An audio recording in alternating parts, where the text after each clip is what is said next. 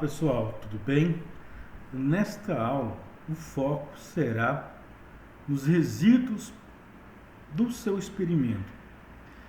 Eu diria para vocês que tem um monte de artigos científicos publicados em revistas A1, A2 que estão errados, uma vez que não foi feita a correta análise dos resíduos. Na aula 1, mostrei o procedimento de modelagem do DOE de mistura do tipo SLD, Simplex Lattice Design, 3 componentes, um polinômio de grau 2. E cheguei a mostrar o ANOVA, a função empírica para vocês, alguns gráficos. Aí parei aqui na análise dos resíduos, onde a maioria dos artigos passa de forma muito rasa. Então, o que você tem que saber? Vamos lá, pesquisadores.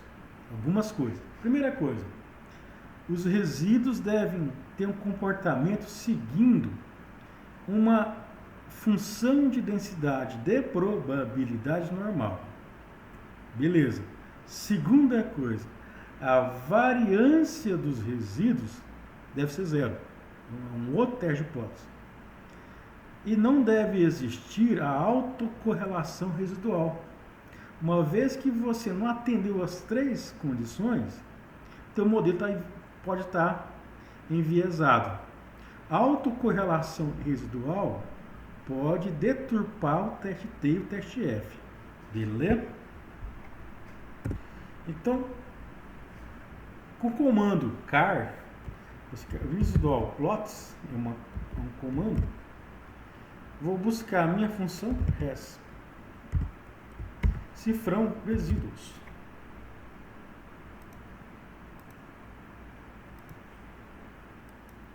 Aliás, aqui nem precisa colocar resíduo, tá? É a função empírica normal. Então, esse gráfico ele me mostra muita coisa. Nós temos aqui as observações dos resíduos. Então, o que você espera? Que os resíduos estejam em um comportamento aleatório ou aleatoriamente distribuído em torno de zero, para cima e para baixo, que não tem um comportamento seguindo uma autocorrelação, e que a variância desses resíduos seja zero. Perfeito! São 3 coisas que você tem que avaliar para saber se o teu resíduo tá legal.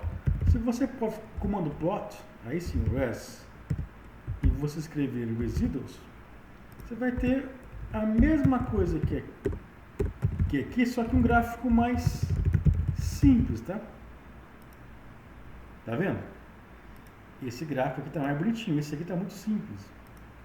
Então, o residual plot é muito mais interessante que o plotar um gráfico simples dos resíduos. Segue a dica aí para vocês. Bom, ou se você quiser aqui, você pode colocar o comando segmentos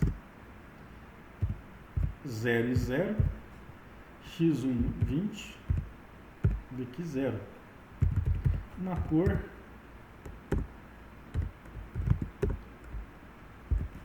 magenta, LWD, espessura 3. O que eu fiz aqui, professor? Mesma coisa que está no gráfico anterior. Beleza? Isso aqui já está prontinho. E fica até mais fácil, uma análise mais chique. Beleza? Vamos lá. Agora esse comando aqui, ó, é a normalidade dos resíduos. Teste Shapiro. E também vou fazer pelo teste de Anderson-Darling.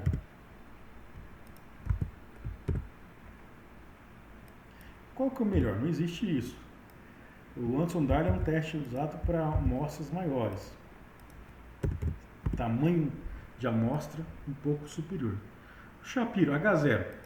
Os resíduos têm um comportamento seguindo a distribuição normal. Pelo Shapiro, atendemos H0. pelo teste de Anderson-Darling, também atendemos a hipótese nula. Então vemos que tanto pelo Shapiro, que é o recomendável, que é a amostra pequena, quanto por Anderson-Darling, os resíduos têm um comportamento seguindo uma curva normal. Beleza? Caso você queira ver esses resíduos em termos de histograma, o comando é hist, rescomp. Vou fazer aqui, ó. Residuals, frequência igual a F, cor verde, título histograma dos resíduos, xlab resíduos.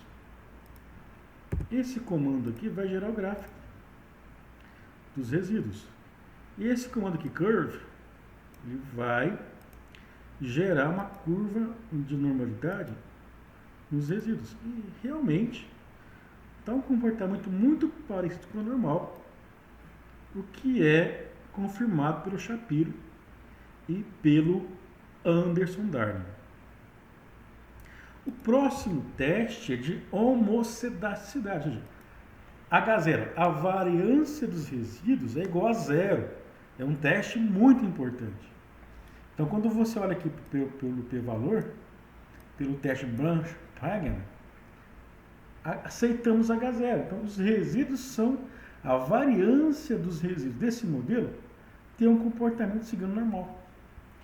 E a última coisa é o teste de autocorrelação, Derby-Watson, um teste muito utilizado.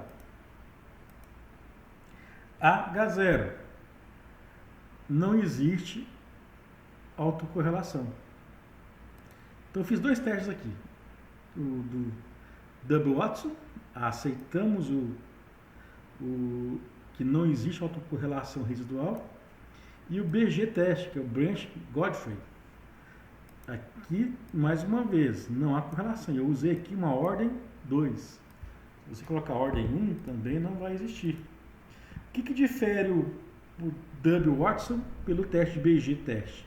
É que o teste de Derby-Watson só trabalha com ordem 1. E o BG teste com ordens maiores. Fechou? De um ponto de vista agora de resíduos, tá ok o nosso modelo. Perfeito. Alguns gráficos, para você gerar esses gráficos, temos que habilitar o pacote RSM. Eu já fiz anteriormente. Quais são os gráficos que nós temos aqui de superfície? Vou gerar aqui em uma página 2 gráficos. Vou limpar isso aqui. Perspectiva.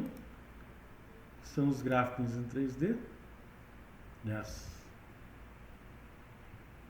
Que são bem interessantes.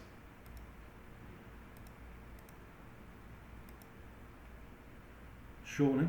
Muito bonito. Um outro aqui. X2, X3.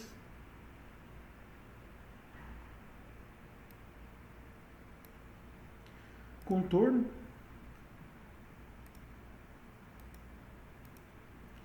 Para você ver as curvas de nível.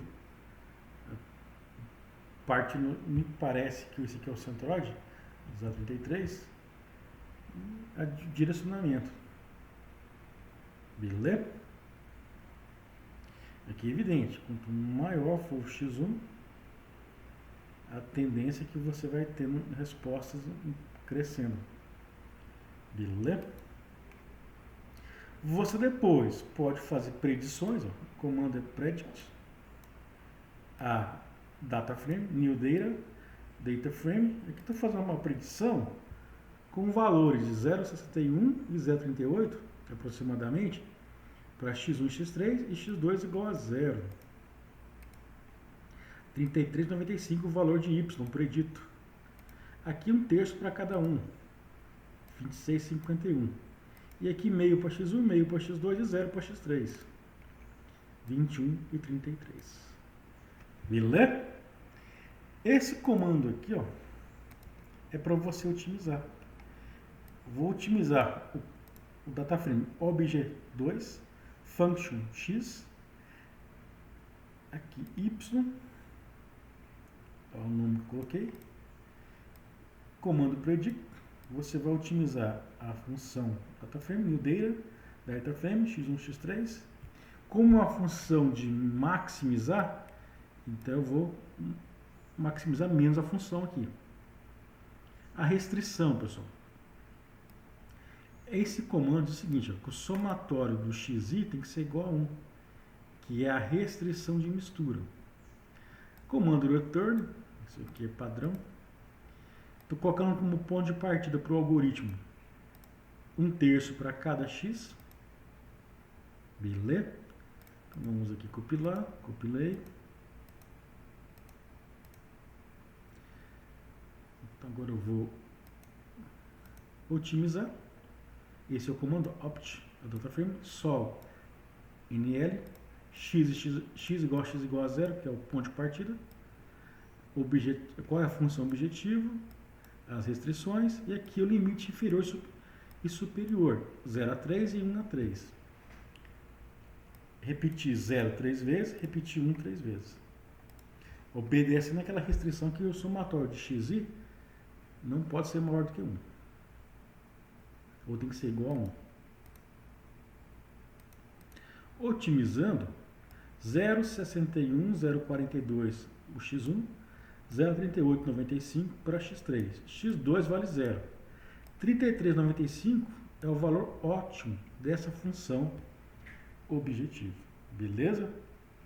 Bom, essa foi a resposta que a gente obteve pelo R. Você pode otimizar pelo Excel. Então, esse comando que eu coloquei aqui, o que ele fez? Ele exportou o modelo mistura para o Excel. Deixa eu abrir aqui a minha pasta. Está aqui o comando mixture. Ele exportou aqui, ó. Só para vocês verem que dá certinho. O que você faz? Eu busco essas informações aqui, ó. Aqui eu escrevi na unha o modelo, somar produto, x1, x3, as variáveis de decisão, as interações de segunda ordem. Beleza, vou zerar isso aqui. Depois que você escreveu, tem a soma tem que ser igual a 1. Aqui é uma restrição forte, é igual a 1, né? É igualdade mesmo. Beleza. A função objetivo está aqui, é de máximo. As variáveis de E2 a E4. A restrição, que a soma disso aqui tem que ser igual a 1. E tem uma outra restrição que é a seguinte, ó.